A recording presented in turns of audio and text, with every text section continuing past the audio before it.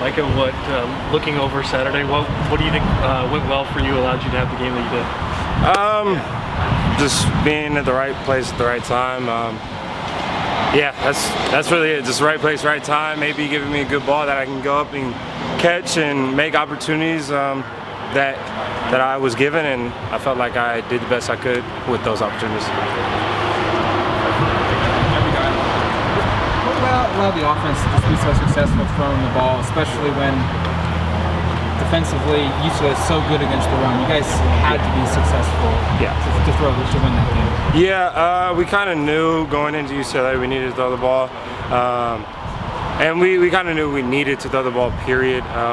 So we just kind of emphasized it and practiced it a lot. We got a lot of very, very talented receivers. So I think going out there, it was honestly relevantly easy. I mean, we got a lot of guys that can go up and catch the football, and we made it happen against UCLA, and hopefully a lot of people understand that Oregon does have receivers that can make plays. Walk us through the pass over the middle in particular that just gets over the linebacker down to you. Bigger plays, not just in the game, but really just in terms of better thrown balls from Anthony, not just in the game, but probably in the season. But from your vantage point of things, walk us through that play. Yeah, I mean, honestly, I knew the play. I saw the ball as soon as I turned my head, and it was right there. And I saw the linebacker put his hand up. I was like, God, please, my one opportunity to get this freaking ball, don't touch it. And he didn't, thankfully.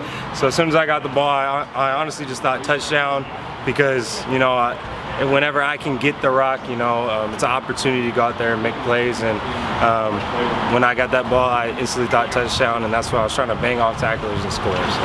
This was a career high in receptions for you. Oh, really? Yeah. No, in a game. So.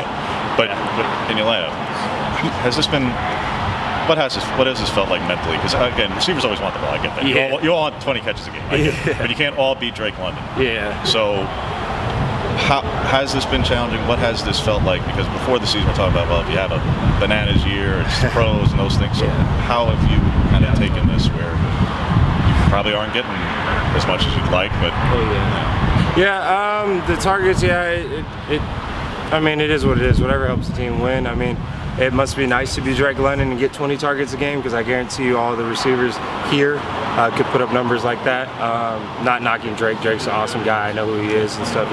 He's awesome. But I'm telling you, if any one of us got opportunities like that, we'd be able to put up numbers like that too. But at the end of the day, that's not how we work. And how we work is winning football games and being successful in the pass game and in the run game whenever we're needed and whenever we're called, basically. Have you done things differently, practice in a game, and look to improve? You're always looking to improve things. But so has things changed during the course of the season, Mycah, whether it's blocking in particular? I mean, you guys are always looking to improve there, but are there things specifically you've looked to work on to get more opportunities? Yeah, I worked on being more physical. I'm starting to really get into guys' heads and really, get really physical and moving them.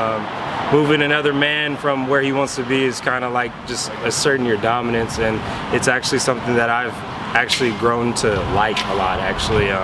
Being physical and being able to, pancake somebody and put them on their back.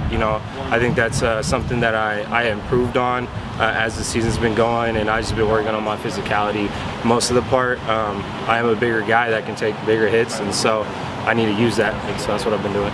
On that, bring us into the film room. So with BMAC, on a situation where you might miss a block, or let's go back to last season, the Cal game, there was one. But an instance where you may not have the block that you want. How are you feeling it now? You talk about improved physicality, how that changes your own mindset.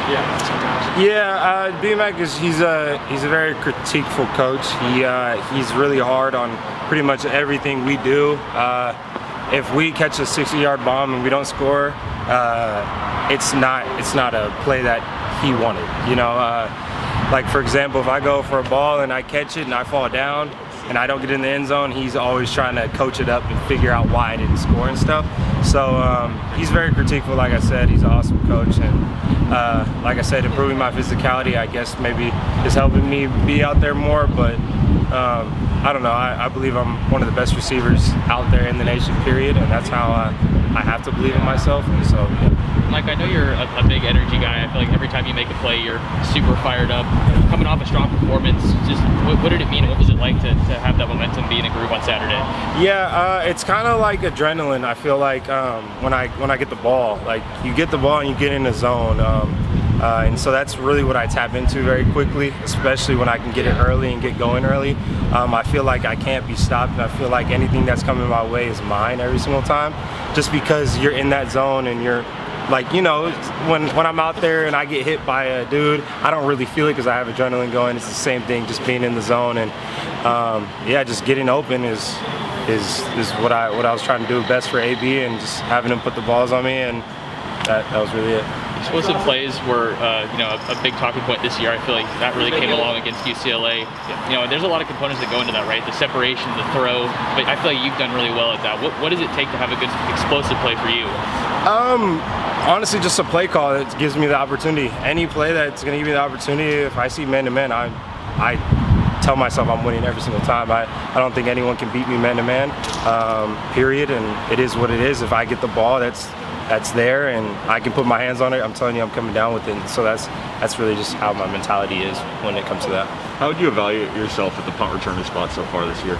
I would evaluate myself pretty well. I made one poor fair catch, but it's funny seeing people like run the ball. I got 5 people in front of me, so it's kind of it's funny to me because I rarely go on Twitter, but when I have to post endorsements, I see at Mycah Pittman, you suck at punt return, and I'm like, guys, okay, you go out there, try to catch a ball in the wind, and then have 4 guys running at you right in front of me when I'm told and coached to fair catch it. But you know, it is what it is, and I've actually forced some returns that I shouldn't have, but it's just because I want the ball so badly, and so I think I've done well. As coach emphasized no turnovers, and thankfully I haven't. And I've been, ever since I was a little kid, I would just throw the football up in the air and twist it, and I feel like that's why it just comes very easily to me.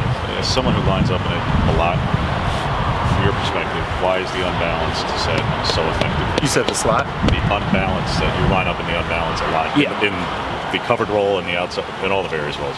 Why is that such an effective set for you guys? It depends on the defense, really. It's just how we like. It is what it is. Like kind of being in the unbalanced set kind of makes more opportunities and stuff like that. But if it matters what the defense is throwing at us, and if they're throwing at things, then we'll go in unbalanced, and then we'll attack their weaknesses and stuff like that. So UCLA had a weakness to that, and we kind of executed on that. To go through the adversities that you've gone through these 7 games, just kind of talk about the confidence that it gives you just to moving forward throughout the rest of the year.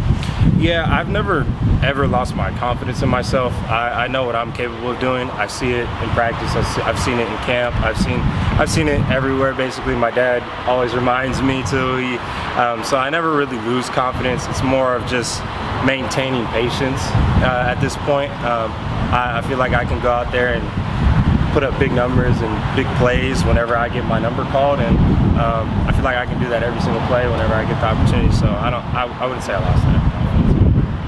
Your brother had an amazing performance the other night against the Niners. Yeah. What's it like seeing him, and how does that kind of motivate you? Well, first of all, just throw the ball to 11. He makes plays. Every time he touches the rock, they get in the end zone somehow. So it's awesome seeing him.